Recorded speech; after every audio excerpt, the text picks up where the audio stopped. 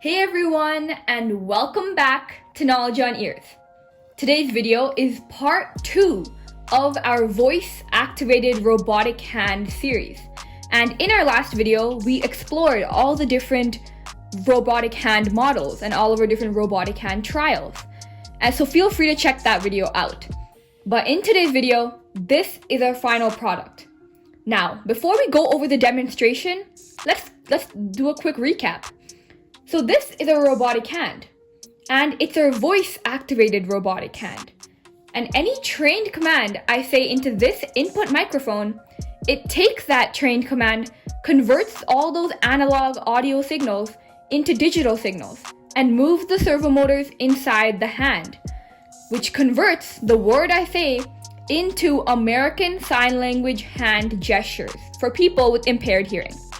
Now, let's look at the demonstration. Science.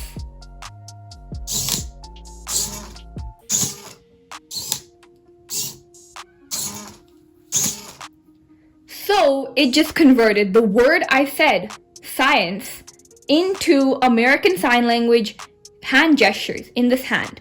Let's do another word. Books.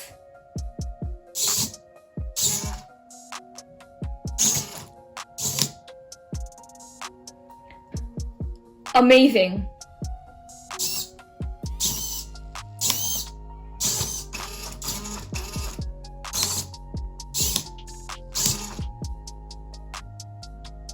But wait, how does this whole project even work? Well, let's dive into it. Here we have our robotic hand. And in our previous video of the series, we looked at all the different robotic hand designs. But this one is our final product. So I didn't actually have a 3D printer. I didn't have one. So I ordered this one from online. But it didn't come with any wrist movement, which is why I installed this servo motor at the base of the robotic hand, allowing for 180-degree range of motion for the wrist. Because some letters, like the letter C, need wrist movement, so the wrist motion allows for that.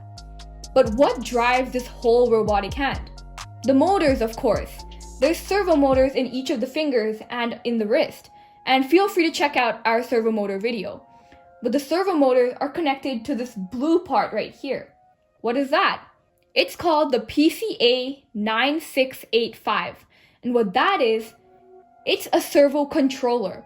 And what it does is that it allows for the simultaneous control of multiple servo motors at once. So it just makes their job really easy. All the servo motors can be connected here. In fact, up to 16 motors can be connected to one of these servo controllers. So it makes the job super easy. I recommend using the PCA 9685. So all the servo motors are powered by this adapter. It's a 5 volts and 4 amps adapter, and that's what powers the servo motors. Now, this servo controller is connected to the Arduino and the voice recognition module. The name of this module is the EasyVR3 Plus. And what it does, the whole point of the module is to take in any command that it hears and to think, do I hear a trained command? And if I do, then I have to move the servo motors into a certain position. If I don't, I have to keep listening. So that's the whole job of the EasyVR3 Plus, this voice recognition module. This EasyVR3 Plus is a shield, which means it's kind of like a daughter board. You put it on top of the Arduino, and yeah, it just extends the capabilities of the Arduino board and allows it to connect to the EasyVR. So that's super cool. In the Arduino board, which is right below the EasyVR, if you can see it, it's right there. That's what has the program that the EasyVR goes through. The EasyVR detects, does it hear anything? Hear any command? So in general, the whole process is that it listens for a command. The EasyVR listens for a command, and if it detects one, then it moves the servo motors. So in this case, the input is the audio command in the microphone, and the output is the moving of the servo motors. Why is this project so important? Well, a while back, I was actually at a presentation, and over there was a sign language interpreter. And what the sign language interpreter did was convert what the performer was saying into ASL for the people in the audience with impaired hearing.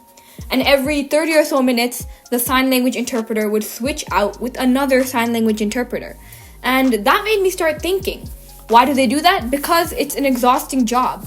And if I can use a robotic hand that gets rid of all that exhaustion, all that switching, it could be such an effective, efficient solution to this problem. But not only that, but if you think about it, people with impaired hearing have to overcome so many different obstacles and challenges in their daily lives. And I wanted to create this project just to make it a little bit easier. Thank you for listening to this video. I hope you enjoyed it, and feel free to check out our part 1 video. Bye!